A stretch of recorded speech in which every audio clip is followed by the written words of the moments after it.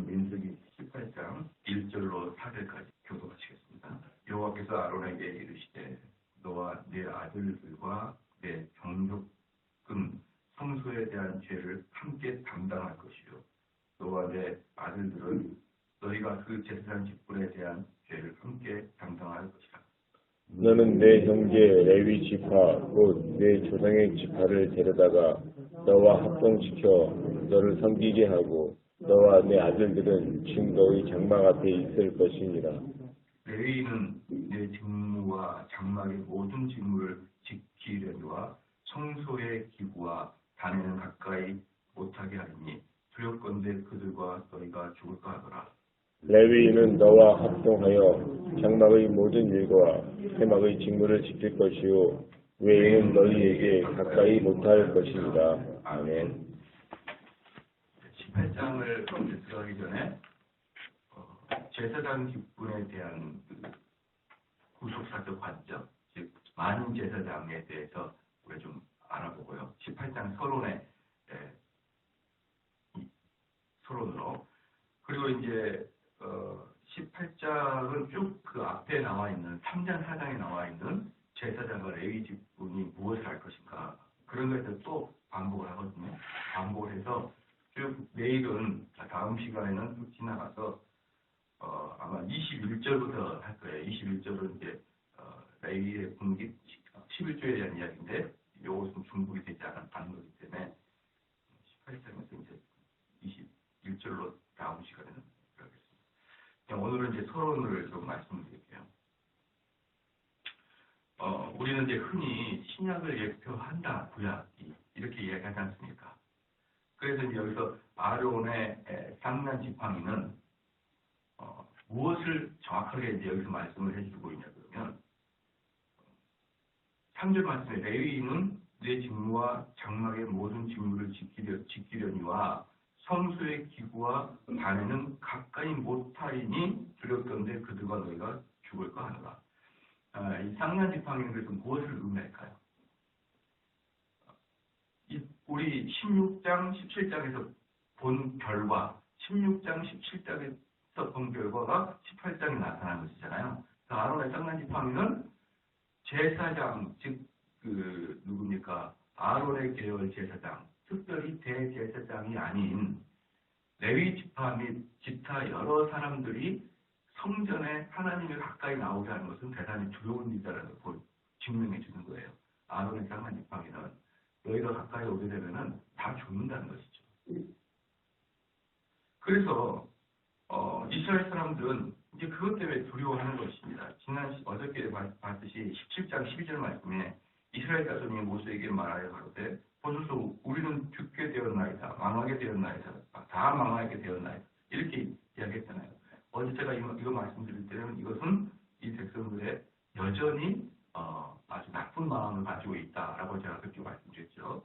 왜 그러냐 그러면은 10절 말씀에 17장 17절 말씀에 여호와께서 모세에게 이르시되 아론의 지팡이는 증거궤 앞으로 도로 가져다가 거기 간직하여 패역한 자에 대한 표징이 되게 하여 그들로 내게 대한 원망을 그치고 죽지 않게 할지니라라고 이제 이야기를 했었는데 분명히 그 다음에 또 곧바로 내가 죽게 되었나이다 이렇게 이야기하는 것은 이 말씀 자체를 무시하는 거예요. 모세가 말하고 있는 걸 그냥 무시해버리는 거예요. 그냥 무시하고 말기 때문에 사실 이게 아주 불충한 마음이다. 그럼에도 불구하고 팩트는 뭐냐? 그럼에도 불구하고 여호와 앞에 가는 것은 대단히 위험한 것이라는 것은 확실한 팩트다 이 말이에요. 그렇기 때문에 아론의 쌍난 지팡이 자체는 무엇입니까? 아무나 제사장의 일을 감당할 수가 없고 그렇게 하다가는 너희들이 하나님 앞에서 죽을 것이다 라는 것을 보여준 것입니다. 이게 이제 제사장에 대한 개념이거든요. 제사장이라는 게. 그래서 제사장은 각기 할 수 없다. 그러면 이제 이 제사장은 뭐냐? 이스라엘 백성들은요. 이렇게 보면 되는 거예요. 이스라엘 백성들은 전체가 그 제사장, 그 대표로 제사장이 있고 이스라엘 백성은 전체로 제사장이 있고 이스라엘 백성 그 자체가 전 지구에 있는 백성들의 제사장이에요. 무슨 말인지 아시겠죠? 그래서 그 나라를 선택된 민족, 제사장의 나라 이렇게 이야기를 하는 거예요. 다시 말씀드리겠습니다. 이스라엘 백성들의 제사장이 있고 또 이스라엘 백성은 그 자체가 전 인류의 제사장의 나라였다라는 것을 여러분이 아셔야 되는 것입니다. 그래서 이스라엘 백성들을 제사장의 왕국이요 거룩한 나라로 택함받은 나라다 이렇게 이야기를 하지 않습니까? 그래서 그럼 그 당시에 제사장에게 요구되는 엄격한 성대성을 한번 봐보십시오. 제사장은 아주 엄격해야 됩니다. 왜 엄격해야 되느냐? 그 제사장은 하나님을 만나야 되는 사람이었기 때문에. 왜 그러냐면 이스라엘 백성에게는 왕보다 더 중요한 게 제사장이 그랬습니다. 왜 왕보다 제사장이 더 중요하냐? 이스라엘은 제사장이라는 나라이기 때문에 제사장이라는 나라이기 때문에 제사장이 가장 중요한 거예요. 제사장이라는 나라이기 때문에 대제사장이 가장 중요한 것입니다. 그런데 제사장은 근본적으로 하나님 앞에 갈 때 죄를 가지고 들어가게 되면 죽을 수밖에 없는 거예요. 그러면 이스라엘 백성이라는 이 백성 자체가 제사장의 나라인데 이 나라가 하나님을 가까이 하지 못하는 것은 저주와 마찬가지죠. 이스라엘 백성에게는 하나님이 떠나겠다, 내가 너희를 떠나겠다, 이게 저주예요. 가장 큰 저주입니다. 왜냐하면 그들의 존재 이유 자체가 없어지니까요. 이스라엘 백성에게는. 이스라엘 백성에게는 하나님을 못 만나는 것은 저주와 마찬가지인데 여기 17장을 끝내면서 뭐라고 하냐 그러면 나랑 가까이 하면 다 죽을 것이다 이렇게 얘기한 거예요. 이스라엘 백성에게는 아주 청청동력과 같은 그런 소식인 것이죠. 그래서 제사장 제도를 세우는 것은 이런 관점에 봤을 때 제사장 제도를 세우는 것은 이스라엘 백성에게는 엄청난 은혜라는 것이죠. 하나님을 떠나지 않고 그러나 이스라엘 백성들은 어쩔 수 없이 죄를 계속 짓잖아요. 단 한 번도 이스라엘 백성이 칭찬을 들은 적이 없지 않습니까? 그렇기 때문에 아주 애매한 운명에 처한 것이에요. 하나님의 백성인데 하나님과 함께하면 죽을 운명. 그러나 이 죽을 운명에 이 사람들이 마음을 고쳐잡고 회개하고 하나님을 순복할 수 있느냐? 그렇게 할 수 없는 아주 고집센 그런 백성들. 그렇기 때문에 그 지역 하나님과 떠나지 않지만 하나님을 직접 만날 수 없는 이 시스템이 완성된 겁니다. 그래서 그 안에 거기 중간에 제사장이 들어가는 거예요. 그러므로 제사장은 누굽니까? 이스라엘 백성과 하나님 사이에서 완충지대, 절충지대를 만들어내는 게 제사장 제도 것이에요. 그래서 제사장 제도 그 자체가 무엇일까요? 이스라엘에게는 큰 은혜요, 하나님의 위로요, 하나님께서 이스라엘 백성들을 다 멸절시키지 아니하시는 하나님의 지혜인 것이라는 것을 여러분이 아셔야 되는 것이죠. 그러므로 이제 이 제사장이라는 이 개념을 이제 신약으로 그대로 이렇게 가져와야 됩니다. 우리는 제가 지금 현재 한국교회에서 가장 큰 문제 중에 하나가 뭐냐면 구약의 예언은 예수님의 돌아가심으로 인해서 모든 게 성취되었다라고 마무리하잖아요. 모든 게 성취되었다. 그러면서 구약의 의미를 더 이상 생각하지 않는 이게 얼마나 큰 위태로운지 몰라요. 그래서 목욕물을 버리려다가 그 속에 있는 아이까지 다 버려버리듯이 구약의 어떤 제사 제도를 이제 우리가 더 이상 필요 없는데 제사 제도를 버리게 되잖아요. 우리는 더 이상 소나 돼지, 소나 양을 잡지 않잖아요. 그런 제사 제도를 버리면서 뭐까지 버렸다고요? 그 당시에 하나님이 주시는 정신까지 다 버려버린 거예요. 여러분 분명히 알 것은 뭐냐면 하나님은 신실하신 분이기 때문에요. 구약의 하나님과 신약의 하나님은 동일하신 하나님이고요. 생각 자체에 변함이 없으신 분이에요. 만약에 그 하나님께서 생각 자체가 변했다 그러면요. 하나님은 불완전하신 분이었던 거죠. 내가 구약의 율법대로 해보니 이스라엘 백성들이 이래가지고는 도저히 회복이 안 되더라. 내가 이렇게 예수 그리스도를 끝내므로 말미암아 새로운 언약을 체결해야지. 이렇게 나간다 그러면 하나님은 불완전하셨던 분인 거잖아요. 하나님은 그런 분이 아니시죠.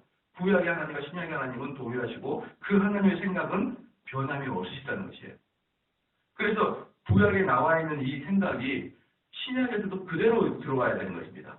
그러면 여러분도 잘 알다시피 우리 베드로가 말할 때 우리는 뭐라고 했습니까?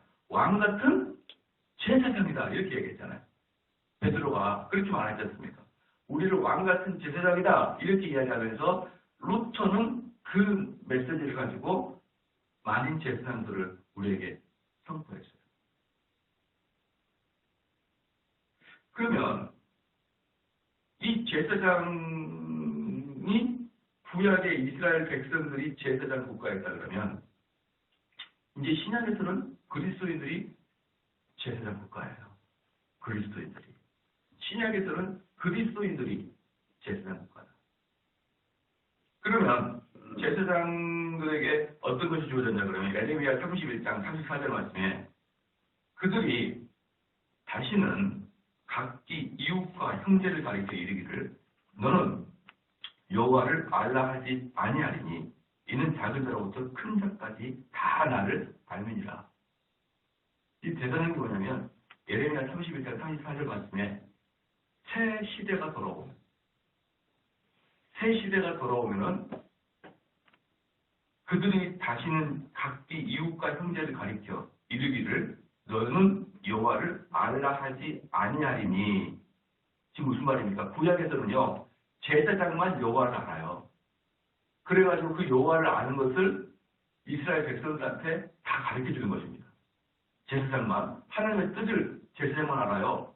그런데 새 시대에 보면은 그렇게 가르쳐 줄 필요가 없으니 왜 그러냐면 모든 자가 하나님에 대한 지식을 가지고 있겠다. 성령이 오신 이후에. 그래서 에스겔서 11장 19절 말씀에 성령이 오게 되면 성령이 구약에는 성령이 내주하지 않아요.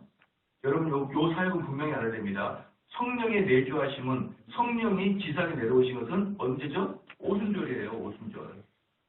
그러면은 우리도 잘 아다시피 구약에는 성령의 역사가 없었느냐? 있었죠. 삼손도 성령의 역사를 통해서 힘을 얻었고 그렇죠. 그 다윗 같은 경우도 주의 성신이 내게 떠나지 않게 하소서라고 기도하였고 성령의 역사가 구약에 있었어요. 그러면 왜 구약에도 성령의 역사가 있었음에도 불구하고 오순절날 성령이 하늘에서 불의 혀같이 내려왔다고 이야기하느냐? 그때부터 성령이 사람들 마음속에 내주하기 시작했어요. 그 전에는 성령이 내주하지 않아요.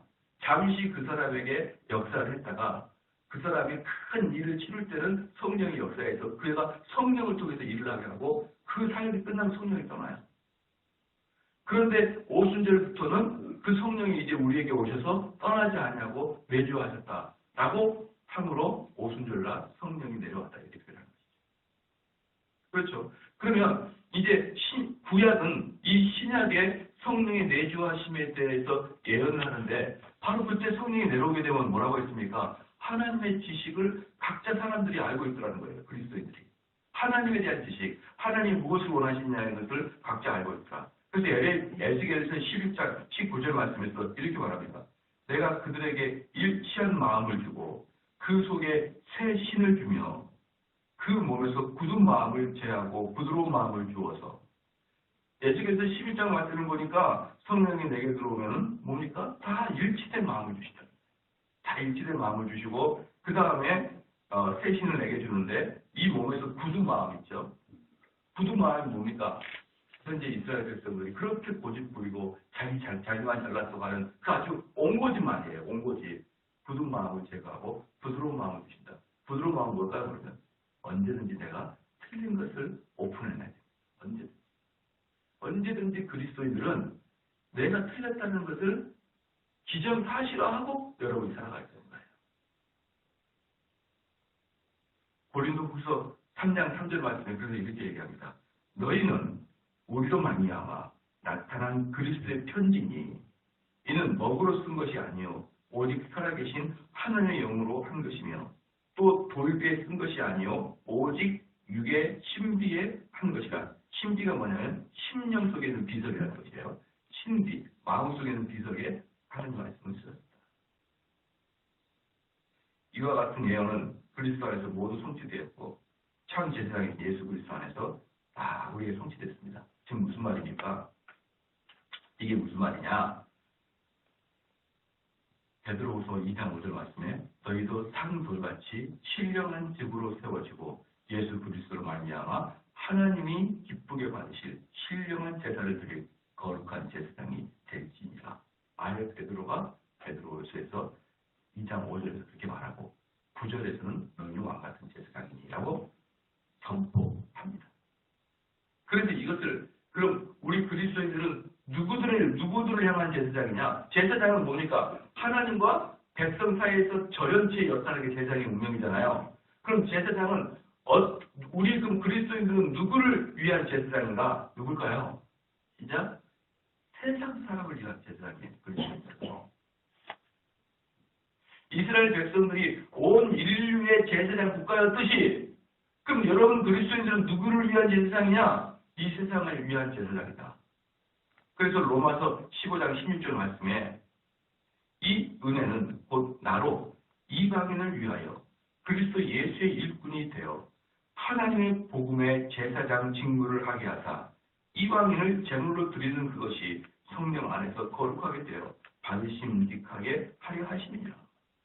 바울은 뭐라고 표현했습니까? 자기를 이방인을 위한 제사장 직무를 하기 위해서 이방인을 위한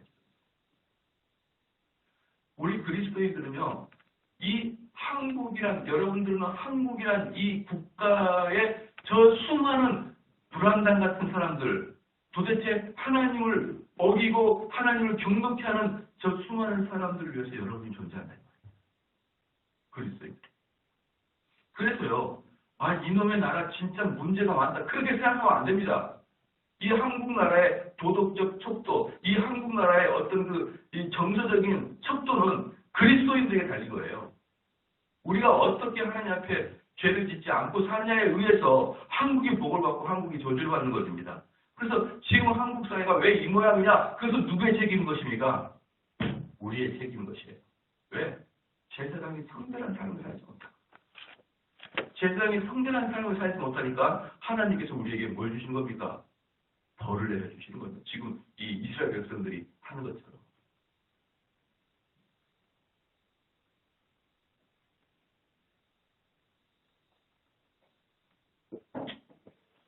그러므로 사랑하는 성도 여러분, 그러면 우리는 어떻게 살아야 됩니까? 구약의 제사장들처럼 살아야 되는 거예요. 구약의 제사장들처럼. 구약의 제사장의 이런 직분을 볼 때는 여러분이 그 두 가지 생각을 가져야 되는데, 하나의 생각은 뭐냐 그러면 그래도 또 구체적인 사건은 뭐예요? 제사장은 회막과 성전을 어떻게 관리하고 그렇잖아요. 그걸 봐야 돼요. 어떻게 하나님의 교회를 관리하는 사역자는 어떤 마음을 가져야 되나. 첫 번째, 사역자가 제사장들의 직무를 보면서 사역자가 어떤 마음으로 살아가야 되느냐, 어떻게 교회를 관리해야 되느냐, 이걸 배워야 되고요. 첫 번째. 두 번째는 그럼에도 불구하고 만 제사장들로 가게 되면 여러분도 이 땅에 제사장의 직분으로 살아가려면 어떻게 살아가야 되냐, 그걸 봐야 됩니다. 첫 번째가 뭡니까? 세상의 것에 여러분 마음을 뺏기지 말고 오직 주님을 섬기는데 여러분 마음을 둬야 된다는 거지. 왜? 우리 제사장이니까. 그렇죠? 근데 먹고 살아야 되죠. 그렇기 때문에 먹고 살아야 되는데 목사는 교회에서 사회비가 나오고 여러분은 직장에서 사회비가 나오는 거예요. 저는 교회에서 사회비가 나오고 여러분은 직장에서 사회비가 나와요. 이게 무슨 말이냐 그러면 목사님은 교회에서 사례를 받은 분이니까 아주 전적으로 하나님을 섬기고 우리는 사회생활을 하니까 전적으로 하나님 섬길 수 없습니다. 그렇게 말하지 말라는 거예요. 사례비가 나오는 창구는 달라도 결과는 어때요? 우리 통장에 들어온 결과는 똑같아요. 그걸 하나님이 주셨다고 표현하는 것이에요. 단지 들어오는 창구가 다를 뿐이에요. 무슨 말인지 아시겠죠? 들어오는 창구가 다를 뿐이지 우리가 하나님을 섬기는 데 있어서는 동일한 마음을 가져야 된다. 왜? 우린 제사장이니까. 제사장의 사역은 무엇이니까? 전적으로 하나님을 섬기며 이 도덕적 타락한 백성들을 위해서 중보의 역할을 하는 게 제사장들이잖아요. 그 일을 우리가 해야 됩니다. 다른 말로 이스라엘 백성들 중에서 12지파 중에서 레위 지파를 따로 분리해서, 그렇죠, 레위 지파를 따로 분리해서 뭘 합니까? 다른 사람들은 일반적인 평범한 일을 하게 하고 다른 사람들은 일반적인 평범한 일을 하고 레위 지파를 통해서 이스라엘의 윤리적 도덕적 그 기준을 체크하듯이 하나님께서는 이 세상의 불신자를 그냥 그대로 놔두고 그 중에서 우리를 택하셔 레위 지파로 만드신 겁니다. 그래서 저희들은 비록 먹고 살기 위해서 왜 이 땅에 육을 가지고 있기 때문에 자녀를 교육시켜야 되기 때문에 열심히 돈을 벌어야 되겠죠. 그러기 위해서 우리가 돈을 버는 것이지 우리는 세상 사람처럼 이 세상에서 쇼를 보기 위해서 돈을 벌고 있는 건 아니라는 것을 아셔야 됩니다. 우리가 마틴 루터가 만인 제사장들을 이야기했잖아요. 그러니까 사람들이 얼마나 또 악한 사람이 이걸 어떻게 응용하느냐. 목사님, 어차피 만인 제사장들인데 목사나 나나 똑같지 않습니까? 라고 이제 이야기를. 물론 똑같죠. 여러분, 저나 여러분이나 똑같은 인격이에요. 성정이 같은 사람입니다. 그러나 하나님께서는 일하시는 것을 구별해 주셨어요. 일하시는 구별해 줬어요. 저와 여러분의 인격이 제 정대훈이라는 사람의 인격이 하나님께서 가까이 있다. 이게 아니에요. 우리는 다 동일하게 하나님과 동일한 선상에 있는 겁니다. 동의하시죠? 동일한 선상에 있는 것이지 목사가 더 하나님께서 가까이 갖고 있다. 이런 개념이 아닌 거예요. 동일한 선상에 있는데 단지 목회자는 뭘 하는 것입니까? 하나님의 편에서 하나님의 말씀을 여러분이 전달해 주는 사역을 하는 것이지 우리가 무슨 제사장처럼 뭔가 더 깨끗하고 그런 건 아니란 말이에요. 그러나 또 하나 하나님께서 말씀 맡은 자로 세우신 자들에게 무엇을 줍니까? 권위를 주시는 거예요. 하나님 말씀 맡은 자로서의 권위를 주시는 거예요. 그걸 여러분이 무시하면 안 되는 것입니다.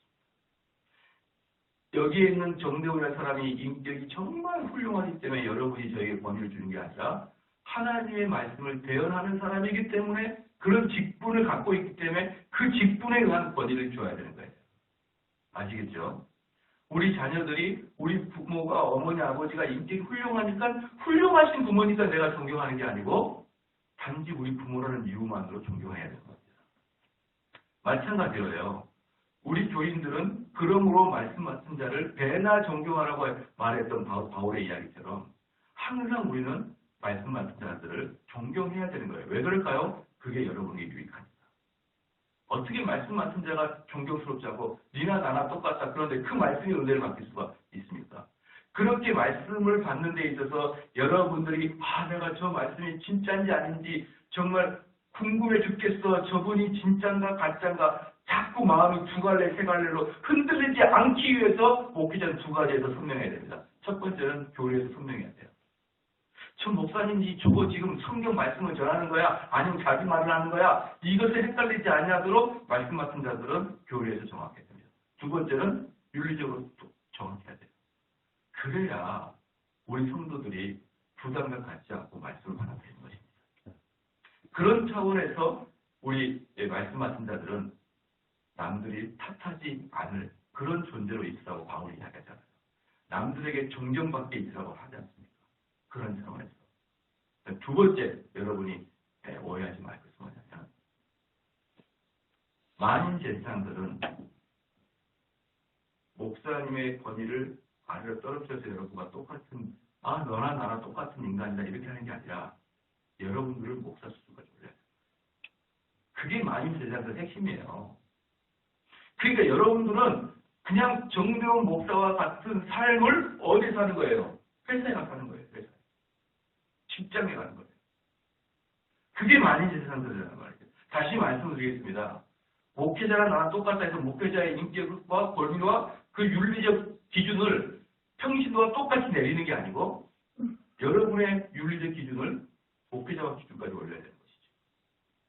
그렇죠? 이게 뭐랑 똑같냐 그러면 야 각도라 넌 왜 영어는 90점인데 수학은 40점이야? 왜 이렇게 평균을 못 맞춰? 왜 한 과목에 이렇게 집중하고 다른 과목은 이렇게 불균형하게 점수가 나와? 그냥 이 각도리가 하는 말인데 그래요? 그 다음에 영어를 40점으로 내려. 그게 말이 됩니까? 그 선생님이 요구하는 그건가요? 선생님은 수학을 더 열심히 해서 영어 수준까지 올리라는 거 아니에요. 그런데 많은 세상에서 너무나 많이 착각합니다. 성도들이 자기들이 성직자와 같은 마음으로 세상에 살아갈 생각을 안 해요. 그러면서 교회에서는 너나 나나 똑같다 이렇게 제안을 하고 머리를 지켜들고 그러는 것이에요. 이게 너무나 많이 성도들이 왜곡에 빠지는 것입니다. 그래서 이제 오늘은 이 18장 말씀 서론 이 제사장 직분이 우리 신약에서 어떤 식으로 해석되어야 되는지 서론을 말씀드렸고 다음 시간에 22절부터 레위기의 분기를